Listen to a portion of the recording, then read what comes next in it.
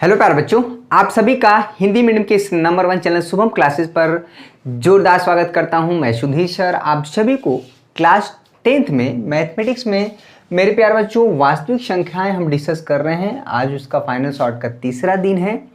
आज शायद क्या बिल्कुल कंफर्म है कि आज इसका आखिरी लेक्चर होगा। इंपॉर्टेंट क्वेश्चन के साथ हम लोग डिस्कस करेंगे कि एचसीएफ और एलसीएम कैसे निकाला जाता है दो दी हुई संख्याओं का। साथ में यूक्लिड विभाजन एल्गोरिथम क्या होता है, इसका यूज़ करके हमें एचसीएफ निकालना होता है। डायरेक्ट सवाल पूछा गया है आपकी बोर्ड एग्जाम में। ठीक है, जो भी चीज़ें हम करेंगे वो बोर्ड एग्जाम के पॉइंट ऑफ व्यू से रखेंगे। आपको बहुत ज़्यादा डीप में भी नहीं पढ़ाएंगे, बहुत ज़्यादा ऐसा भी ना पढ़ाएं कि बिल्कुल आपको आसान क्वेश्चन करा दें और बोर्ड एग्जाम में कठिन आ जाए। और साथ में हम और भी क्वेश्चन डिस्कस करेंगे कि सिद्ध कीजिए कि 2 + √3, 5 + √3, 5 - √3, ठीक है, 5/√3, ये सारे अपरिमेय संख्या हैं। प्रूफ करने के लिए आता है। कल आपको हमने पढ़ाया कि √2, √3, √5, √7 ये सारी अपरिमेय संख्या है, इरेशनल नंबर है। हाउ कैन वी प्रूव, हमने प्रूव कराया था। बहुत अच्छे से बहुत अच्छा रिस्पॉन्स मिला है बहुत बच्चों का। जो भी बच्चे एकदम नए सिरे से अगर आप 3 लेक्चर देखते हैं, 30 मिनट 25 मिनट का है, आपका 5 नंबर पहले चैप्टर से 5 नंबर, ठीक है। चलिए बहुत बढ़िया, 5 नंबर का आपका काम हो गया। अब बच गया 65 नंबर। हम बताएं ना कि अगर शुरू से अगर आपको तैयारी हम करवा दें ना, अभी भी 70 में 70 लाने की मैं आपको दिलवाने की क्षमता रखता हूँ। इतना कॉन्फिडेंस रहता है मुझे, बशर्ते आपके अंदर कितना जुनून है, हिम्मत है कि हम पढ़ें। ठीक है, आप अगर नहीं चाहेंगे तो मैं कितना भी कुछ कर लूँ, आपके अंदर वो जुनून होना चाहिए। ठीक है, वो ख्वाहिश होनी चाहिए, वो हौसला होना चाहिए कि हमें यार 90+ लाना ही लाना है। चलिए आइए शुरू करते हैं।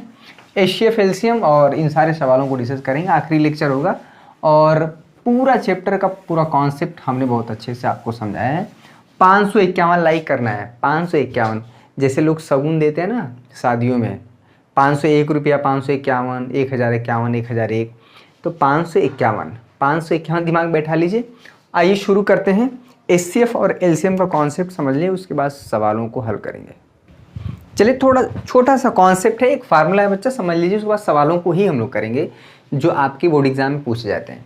अगर यहाँ पे दो सिर्फ और सिर्फ धनात्मक पूर्णांक की बात होगी, चौक गिर गया, बहुत इंपॉर्टेंट है, चौक गिरना शुभ होता है। जिस दिन चौक गिरा है उस दिन का पढ़ाया हुआ आपके बोर्ड एग्जाम में आया हुआ, बहुत इंपॉर्टेंट सेशन है आज का। चलिए माना ए और बी दो धनात्मक पूर्णांक है, पॉजिटिव इंटीजर है, माइनस जो निगेटिव इंटीजर की बात नहीं हो रही है, ऋणात्मक पूर्णांक की बात नहीं हो रही है, यानी -2, -3, -4 ये सब सारे नंबर नहीं रहेंगे। अगर दो धनात्मक पूर्णांक है तो इन दोनों संख्याओं का जो एचसीएफ होता है बच्चा, यानी HCF of A and B into LCM of A comma B, वो बराबर होता है बच्चा इन दोनों संख्याओं के गुणनफल के। छोटी सी बात, बहुत ही आसान है ये फार्मूला, कभी कभी यहीं से सवाल पूछा जाता है। अभी हम अलग अलग सीखेंगे कि कैसे एचसीएफ निकालते हैं, कैसे एलसीएम निकालते हैं और यूक्लिड विभाजन एल्गोरिथम का यूज़ करके कैसे हम लोग निकालते हैं। ठीक है, चलिए तो यहाँ से अब समझ में आ गया।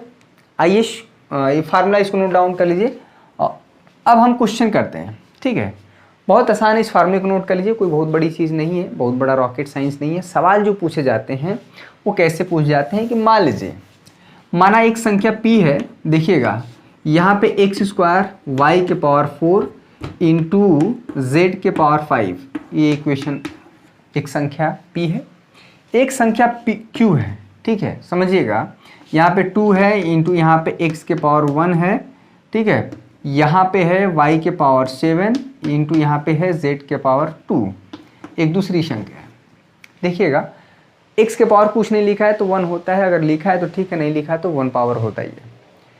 अब क्वेश्चन में बोल दिया गया कि p और q का एचसीएफ निकालिए, एचसीएफ ऑफ p, q।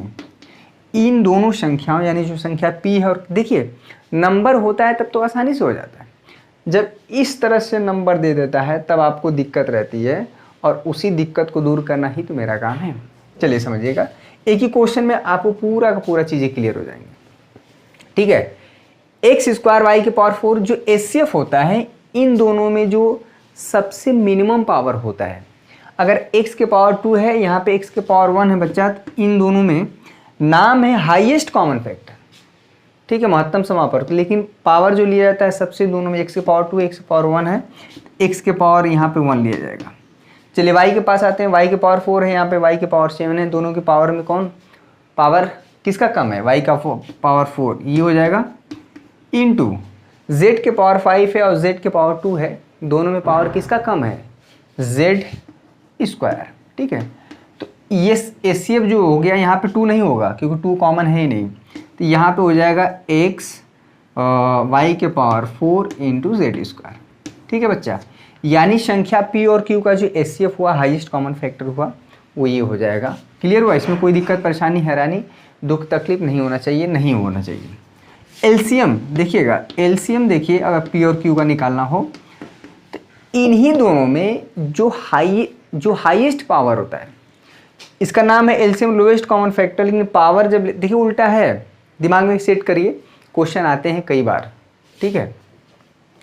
इन दोनों में जो पावर हाईएस्ट होगा, x के पावर 2 है, x के पावर 1 है, तो यहाँ पे बच्चा x के पावर 2 लिया जाएगा। y के पावर 4 है, y के पावर 7 है, तो y के पावर 7, z के पावर 5, z के पावर 2, z के पावर 7 लिया जाएगा, ठीक है। क्या z के पावर 5, ये बच्चा जो हमारा हो जाएगा LCM of p and q। Clear हो गया? इस तरह से सवाल पूछा गया है, 1 नंबर का आपका काम हो गया, ठीक है। ये क्वेश्चन आप नोट कर लीजिए। दूसरा क्वेश्चन, 2-3 क्वेश्चन और करा देते हैं फटाफट। चलिए दूसरा क्वेश्चन देखिए। दूसरा और तीसरा क्वेश्चन कई बार पूछा गया है।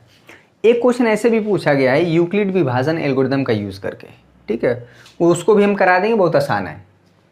क्वेश्चन नंबर दूसरा है कि एक संख्या a है, एक संख्या b है, 2 के पावर 3, 3 के पावर 3, 5 के पावर 4 है, 2 के पावर 3 है। इसका हमें एचसीएफ बताना है, एलसीएम, जैसे पहले क्वेश्चन था, बिल्कुल ईजी है। 551 लाइक करना है, इसमें कोई बहुत बड़ी बात नहीं है आपका।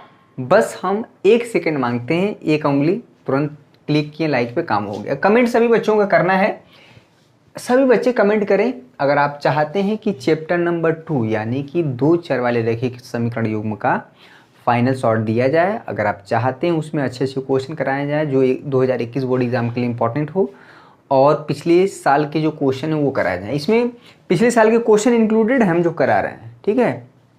चलिए बहुत बढ़िया। ए और बी, तो एचसीएफ क्या होता है इन दोनों में? जो पावर सबसे मिनिमम होता है 2 के पावर 3 है, 2 के पावर 3, तो पावर बराबर है 2 के पावर 3 होगा। 3 के पावर 3 है, 3 के पावर 2 है, ये बच्चा 3 के पावर 2 हो जाएगा। 5 के पावर 1 है, 5 के पावर 4 है। तो अब कितने बच्चे? अगर 1 और 4 ये बड़ा है कि ये बड़ा है, अगर ये भी नहीं डिसाइड कर पा रहे हैं तब थोड़ी सी समस्या है, ठीक है। एलसीएम निकालना है तो दोनों में पावर जो हाईएस्ट होगा, तो चूँकि 2 के पावर 3, 3 के पावर 2 और 3 के पावर 3 में किसका पावर ज़्यादा भी है? तो 3 के पावर 3 का लिख लीजिए, 5 के पावर 1, 5 के पावर यहाँ पे 4 हो जाएगा। बहुत आसान है, ठीक है। 1 नंबर का काम हो गया। चैप्टर 1 आपको 5 नंबर देगा, ठीक है। पहला लेक्चर हमने जो भाग 1 पढ़ाया था, भाग 2 विकल्प, सब सेशन बहुत इंपॉर्टेंट है, टू द पॉइंट चीज़ों को बताई जा रही है, ठीक है। कैसा लग रहा है आपको ये सेशन, और ये चीज़ें स्पष्ट हो रही हैं कि नहीं, क्लियर हो रही हैं कि नहीं? आप प्लीज़ कमेंट करके बताएं कि हाँ सर पहले से अब मैं ज़्यादा बेहतर सीख पाया। 6, 72 एवं 120 का अभाज्य गुणनखंड विधि द्वारा एचसीएफ और एलसीएम, वहीं हर एक नंबर, हर एक भाज्य संख्या को उसको अभाज्य यानी प्राइम फैक्टर के रूप में तोड़ सकते हैं, ऐसा थ्योरम है। जैसे 6 को क्या करेंगे, 2 × 3, क्लियर हुआ। और क्या भैया 72 को लिख सकते हैं ना, 2 दूना के 4 दूना के 8 और 2 दूना के 4 त्याई 12 12 त्याई 36 दूना के 72, ठीक है, ये प्राइम फैक्टर है। और क्या भैया 120 को लिख सकते हैं, 2 दूना के 4 4 त्याई 12, ठीक है, 12 5 60 60 दूना के 120, एक और आएगा, ठीक है, 2 दूना के 4 त्याई 12 5 60 दूना के 120। अब ये प्राइम फैक्टर है। हर एक कंपोजिट नंबर को हम लोग क्या कर सकते हैं, या हर एक भाज्य संख्या को हम उसके अभाज्य गुणनखंड के रूप में लिख सकते हैं, ऐसा थ्योरम है। बहुत आसान चीज़ है, पहले से करते आए हैं, कोई नई चीज़ नहीं है, ठीक है। और अब जो है एग्ज़ाम का प्रेशर अब आपके ऊपर बहुत तेज़ी से पड़ गया है। अब जो है अगल बगल वालों की आपके ऊपर बड़ी नज़र रहती है कि फलाने के लइकवा का पेपर है हाई स्कूल में बायदा पारी, देखा कितना नंबर आवता। ठीक है, आपसे ज़्यादा चिंता होला अगल बगल वाले आदमी का। ठीक है, यही से उनसे सतर्क रहे के बाद तो कि इतना ज़्यादा वो कर दी हैं और डीमोटिवेट। ठीक है, अरे इतना साल से पढ़त रहा, बड़ा तुर्रम खा रहा, ऐसी वैसी दुनिया भर के, मतलब आपको भी शर्मिंदा करेंगे और आपके गार्जियन को भी। उनसे सतर्क रहना है, वो कुछ भी बोले हमें नहीं सुनना है। ठीक है, आप प्रयास करें, कोशिश करिए 100%, उसमें 1% की भी कमी नहीं रहना चाहिए। आप 100% अपना दीजिए, रिजल्ट अच्छा हो या बुरा इससे मैटर नहीं करता, लेकिन आप जानकारी है तो कहीं ना कहीं जीवन में काम आएगी सारी चीज़ें। इसको पावर के रूप में लिखा जाए तो 2 के पावर 1 इंटू 3 के पावर 1। ठीक है, इसको देखिए 2 2 2, इसको लिख सकते हैं 2 के पावर 3 इंटू 3 के पावर यहाँ पे 2, पावर के रूप में लिख लीजिए 2 2 2। 2 के पावर क्या हो गया बच्चा 3। ठीक है, और क्या है 3 के पावर 1 इंटू 3 के पावर 1 इंटू 5 के पावर 1। बहुत आसान है। बस एचसीएफ क्या है, ये एचसीएफ क्या है बच्चा, बहुत आसान है। एचसीएफ ऑफ क्या है 672 और 120 क्या पावर जो मिनिमम होता है। 2 के पावर 1 है, 2 के पावर 3 है, 2 के पावर 3 है, पावर मिनिमम लेना है। ठीक है, 2 के पावर 1, 3 के पावर 1 है, यहाँ पे 3 के पावर 2 है और 3 के पावर 1 है, तो तीनों में सबसे जो मिनिमम पावर होगा। ठीक है, चलिए 3 के पावर 1 ले लेना है और 5 के पावर 1 है, यहाँ पे है ही नहीं, यहाँ पे है नहीं, यही हो गया। ठीक है, तो जो एचसीएफ आया वो 6 आया, क्लियर हुआ। और एलसीएम कैसे ले लेंगे, जो हाईएस्ट पावर रहेगा। ठीक है, आप कहेंगे कि इसमें तो पावर है नहीं, तो आप 5 को ऐसे लिख सकते हैं 5 के पावर 0 और 5 के पावर 0। ठीक है, 5 के पावर 0, 5 के पावर 0 और 5 के पावर 1, तो 5 के पावर 1 जो है बड़ा है, वो उसको हम ले लेंगे। ठीक है, एलसीएम निकालिए इसका फटाक से, आसान है, कोई बहुत बड़ी चीज़ नहीं है। क्लियर हुआ, इसमें कोई दिक्कत परेशानी नहीं होना चाहिए। और कभी कभी क्या होता है ना कि बोल देता है कि क्वेश्चन कैसे पूछता है कि इस 2 संख्याएं बताइए, पहली संख्या बताइए जबकि दूसरी संख्या ये है, उनका एलसीएम एचसीएफ ये है, फलाना लेगा। उसमें फार्मूला जो हम बताएं वो बहुत आसान है, बहुत पहले से आप जानते हैं।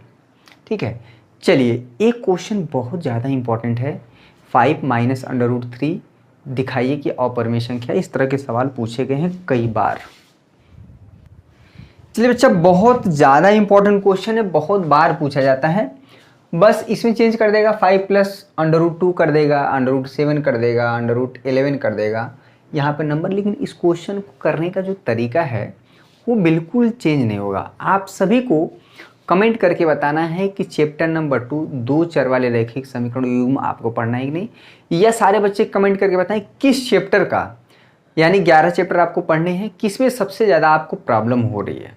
ठीक है, हम देखेंगे मैक्सिमम कमेंट। अगर आपके सांख्यिकी में ज़्यादा प्रॉब्लम है तो हम वही शुरू कर देंगे, पृष्ठीय क्षेत्रफल आयतन वाले में प्रॉब्लम है वही शुरू कर देंगे। ठीक है, आप सभी कमेंट करके बताइए जिसमें मैक्सिमम प्रॉब्लम होगी बच्चों की, हम देखेंगे, हम वही फाइनल शॉर्ट शुरू करेंगे। अगर आपका चैप्टर नंबर 2 3 अच्छे से तैयार हो गया है, 2 चर वाले रैखिक समीकरण द्विघात समीकरण, कोई बात नहीं, इसको रहने दीजिए, हमने इसको बहुत प्रैक्टिस कराया हुआ है। ठीक है, जो बच्चे शुरुआत से देख रहे हैं ना, मैं बता दूं कि उनका 90+ एकदम रखा हुआ है, कुछ नहीं। कोई अगर आके उसे बहकाए भी, तब भी अगर उसको 2 दिन नहीं भी पड़ेगा तभी हो जाएगी। शुरुआत से मैंने बहुत डिटेल में कराया हुआ है, आपको पुराने लेक्चर जाके देखिए 10th क्लास के, मैंने बहुत अच्छे से पढ़ाया हुआ है। ठीक है, अभी उतने ही अच्छे से पढ़ा रहे हैं, ऐसा नहीं कि हम पहले पढ़ा दें तो अब अच्छे से नहीं, अब और कोशिश कर रहे हैं कि बेहतर से पढ़ा जाए। चलिए 5 प्लस √3 अपरिमेय संख्या है। पहले लेक्चर में भाग 1 में हमने बताया कि अगर एक संख्या परिमेय है उसमें अपरिमेय संख्या को जोड़ेंगे तो अपरिमेय होता है। अभी देखिए क्या होता है, इसका जो प्रूफ करने का तरीका है इसको हम मान लेते हैं माना। ठीक है, माना, देखिए सॉल्यूशन शुरू हो गया है। माना 5 प्लस √3 क्या है बच्चा, परिमेय संख्या है। इसका वही कंट्राडिक्शन वाला तरीका है, परिमेय संख्या। और थोड़ी सी हम जानकारी यूज़ करेंगे जो कल हमने बताया था कि √2 √3 √5 अपरिमेय संख्या है, इरेशनल नंबर, ये डायरेक्ट यूज़ करेंगे हम आज के इसके प्रूफ में। ठीक है, कई बार पूछा गया, सावधान रहिएगा, 4 नंबर में भी 2 नंबर में भी। तो अगर 5 प्लस √3 बच्चा परिमेय संख्या है तो परिमेय संख्या की परिभाषा क्या है, वो हर संख्या जिसे p बाई क्यू के रूप में या a बाई बी के रूप में लिखा जाए परिमेय संख्या है। इसलिए ठीक है 5 प्लस √3 को हम लिख सकते हैं a बाई बी के फॉर्म में। ठीक है, बताना पड़ेगा a और b क्या है, जहाँ a एवं b ठीक है धनात्मक पूर्णांक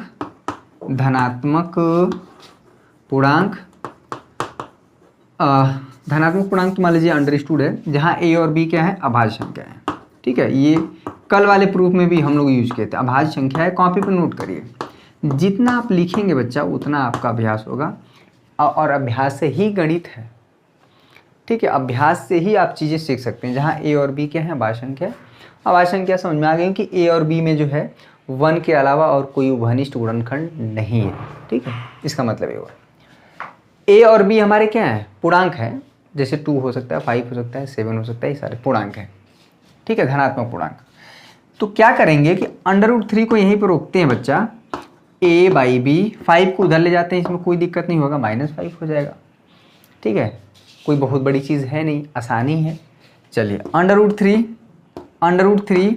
5 को इसमें मल्टीप्लाई करेंगे तो a माइनस 5b अपान में b। अब देखिएगा a माइनस 5b, a हमारा पूर्णांक है, b भी हमारा पूर्णांक है। 5 का मल्टीप्लाई करेंगे तो किसी पूर्णांक में अगर 5 का मल्टीप्लाई, देखिए बच्चा अगर मान लीजिए 7 है, अगर उसमें 5 का मल्टीप्लाई करेंगे तो 35 आएगा। तो 35 क्या है, पूर्णांक ही तो है। ठीक है, और a हमारा ऑलरेडी पूर्णांक है, यहाँ पे लिख लीजिएगा, जहाँ a और b क्या है पूर्णांक है, अभाज्य संख्या है, साथ में पूर्णांक तो है। और इसमें एक कंडीशन और है कि b नॉट इक्वल टू 0, तो नीचे यानी हर जो है 0 नहीं होना चाहिए। समझ में आ रहा है ना, कोई इसमें प्रॉब्लम नहीं। इस तरह के सवाल बहुत पूछे गए। ठीक है, कल हमने होमवर्क दिया था कि √2 की जगह √3, √5, √7 करके आपको सॉल्व करना। देखिए कितने बच्चे किए। अगर आप अभी तक सॉल्व नहीं किए जाके प्लीज़ करिए। और टेलीग्राम पे हमें, आप अगर टेलीग्राम पे नहीं जुड़े हैं तो टेलीग्राम पे जुड़ जाइए।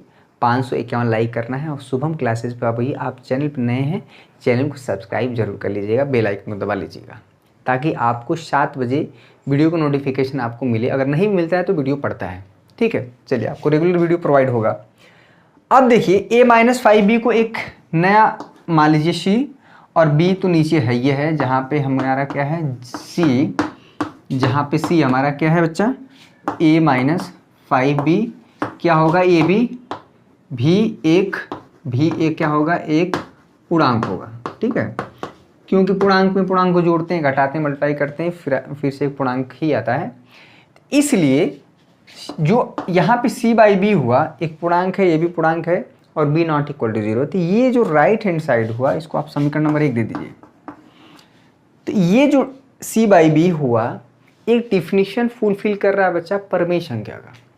और अभी अभी हम लोग जो कल हमने प्रूफ किया था कि जो √2, √3, √5 ये सारी अपरिमेय संख्या है, दोनों के बीच में देखिएगा √3 बराबर c बाई बी, ये है हमारा परिमेय संख्या की डिफिनीशन। ठीक है, ये परिमेय संख्या है, क्लियर हुआ, क्योंकि p बाई क्यू के रूप में लिखा गया है, q नॉट इक्वल टू 0। और इधर क्या है, ये अपरिमेय संख्या है, लेफ्ट हैंड साइड। ये बताइए अगर इसके बीच में बराबरी का चिन्ह लगा हुआ है तो इसका मतलब राइट हैंड साइड में जो चीज़ रहेगा वही हमारा क्या होना चाहिए, लेफ्ट हैंड साइड में। तो ये परिमेय संख्या का बता रहा है, और ये अपरिमेय संख्या, जबकि दोनों के बीच में बराबर लगा हुआ है। इसलिए ऐसा क्यों हुआ हमारे, ऐसा इसलिए हुआ क्योंकि आपने 5 प्लस √3 को परिमेय संख्या माना है। यानी कि हमारा जो स्टेटमेंट है, हमारा जो कथन है वो गलत है। क्या गलत है, यानी 5 प्लस √3 अपरिमेय संख्या होगी, यही प्रूव करना है। ठीक है, यहाँ पे लिख लीजिएगा क्या लिखना है, इसमें देख लेते हैं। जो लिखना है उसको हम लिख देते हैं, कुछ पॉइंट पे आपको रटना भी है। चलिए एक छोटी सी बात लिख देनी है, बहुत ज़्यादा कुछ नहीं लिखना और इतना भी नहीं करना है कि कुछ लिखे ही नहीं। एवरेज होना चाहिए, एग्जामिनर को ये लगना चाहिए कि बच्चा एकदम लापरवाही नहीं कर रहा है। थोड़ा बहुत आपको लिखना है, बस इतना ही लिख देना है कि हम जानते हैं कि √3 एक अपरिमेय संख्या है, जबकि c बाई बी एक परिमेय संख्या है, और दोनों के बीच में लगा हुआ है बराबरी। और ऐसा संभव नहीं है जैसा इसका बिहेवियर होगा वैसा ही इसका होगा अगर इसके बीच में बराबरी का चिन्ह लगा हुआ है। और ये दिक्कत क्यों आई, क्योंकि आपने 5 प्लस √3 को परिमेय संख्या मान लिया। ठीक है, इसका मतलब ये दिक्कत नहीं आता जब आप इसको क्या मानते हैं, अपरिमेय संख्या। इसलिए बस आपको साफ साफ लिख देना है कि इसलिए 5 प्लस √3 ये क्या है, अपरिमेय संख्या, और इसे ज़्यादा बहुत बवाल नहीं करना है। ठीक है, समझ में आ गया ना। बहुत अनावश्यक चीज़ें लिखने की जरूरत नहीं है। अगर 2 नंबर का क्वेश्चन है तो टू द पॉइंट लिखना है, बहुत ज़्यादा भी नहीं लिखना है। अगर 5 नंबर में है तब ठीक ठाक से लिखना पड़ेगा, नंबर के अकॉर्डिंग हमें लिखना है। ठीक है, अगर 1 नंबर में है तो खूब बस ज़्यादा नहीं है, फटाफट लिख दीजिए। ठीक है, अगर ये 2 नंबर में है तो थोड़ा बहुत लिखिए, अगर 5 नंबर में है तो ठीक से लिखना पड़ेगा। 4 नंबर में, 4 नंबर का होता है ना, 8 क्वेश्चन, 8 चौको 32, और 2 क्वेश्चन आता है 6 नंबर का, 6 दूनों के 12, 32 12 44। ठीक है, और ऐसे 16 नंबर के 1 नंबर 2 नंबर मिला के होते हैं। ठीक है, अगर यहीं पे केवल 5 प्लस √5 कर दें, ठीक है, 5 माइनस √3 कर दें, ये सारे की सारी अपरिमेय संख्या, और सबको प्रूफ करने का तरीका यही है जैसे हमने किया है। तो ये एक तीर से कई निशाने वाला सवाल है ना, और बहुत ही क्वेश्चन ये इंपॉर्टेंट है, बहुत बार पूछा गया है। ठीक है, चलिए इतने ही क्वेश्चन आपको करने हैं फिलहाल बोर्ड एग्जाम में, बोर्ड एग्जाम के पॉइंट ऑफ व्यू से। इससे ज़्यादा तो आपको अभी फ़िलहाल कराया नहीं जा सकता, क्योंकि टू द पॉइंट चीज़ें रखनी है जो आपके बोर्ड एग्ज़ाम के पॉइंट ऑफ व्यू से बहुत इंपॉर्टेंट है। कभी कभार जो क्वेश्चन सबसे ज़्यादा पूछे जाते हैं उन्हीं सवालों को हम लोग कर रहे हैं। अगर आपको पूरा डिटेल में ये चैप्टर देखना है तो आपको शुभम क्लासेस ऐप इंस्टॉल कर लीजिए।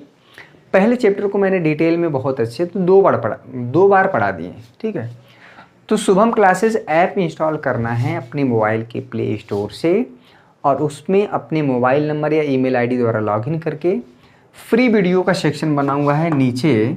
ठीक, आप जाके देखिए, आपको चैप्टर वाइज इधर 10th क्लास का बच्चा और इधर 12th क्लास का। 10th क्लास में आप क्लिक करेंगे तो फिर मैथ वाले में जाएंगे ना, गणित, तो उसमें क्लिक करेंगे तो आपको चैप्टर वाइज सारी चीज़ें मिलेंगी, और बहुत सिस्टमेटिक वे में बहुत मज़ा आएगा, आनंद आएगा। और देखते हैं कि इस बार कितने बच्चे 90+ लाएंगे। में सारे बच्चों का इंटरव्यू चाहिए। ठीक है, सारे बच्चों का इंटरव्यू चाहिए। देखते हैं, जोश से पढ़िए, जुनून के साथ पढ़िए। सिलेबस भी कम हो गया है, मैं कर सकता हूँ, मैं 90+ ला सकता हूँ, ऐसा सोच के पढ़ेंगे तब हो जाएगा। और सारे बच्चे कमेंट करें कि आपको किस चैप्टर में सबसे ज़्यादा प्रॉब्लम, उसी चैप्टर का फाइनल शॉट दिया जाएगा, और कोशिश करेंगे कि एक वीडियो में वो हो जाए। क्योंकि चैप्टर नंबर 1 में काफ़ी प्रॉब्लम होता है, दिक्कत रहता है, बहुत बच्चों को नहीं समझ में आता है। ठीक है, इसलिए हम इसको थोड़ा सा 2-3 लेक्चर में आपको इसको पढ़ाएं। ठीक है, बाकी चैप्टर जो है इजी होते हैं मेरे लिए क्या, उसको समझाना थोड़ा सा इस चैप्टर को प्रॉब्लम होता है। ठीक है, तो आज के लिए बस इतना ही मेरे प्यारे बच्चों। कल मिलेंगे इसी जोश, जुनून, धैर्य और दृढ़ संकल्प साथ कि मैं कल, आज का जो दिन था कल से बेहतर होगा, ऐसी सोच के साथ हम लोग कार्य करेंगे। तो आज के लिए बस इतना ही। बहुत बहुत धन्यवाद आप सभी का। 551 लाइक करके जाइएगा। ठीक है, शुक्रिया। जय हिंद, जय भारत।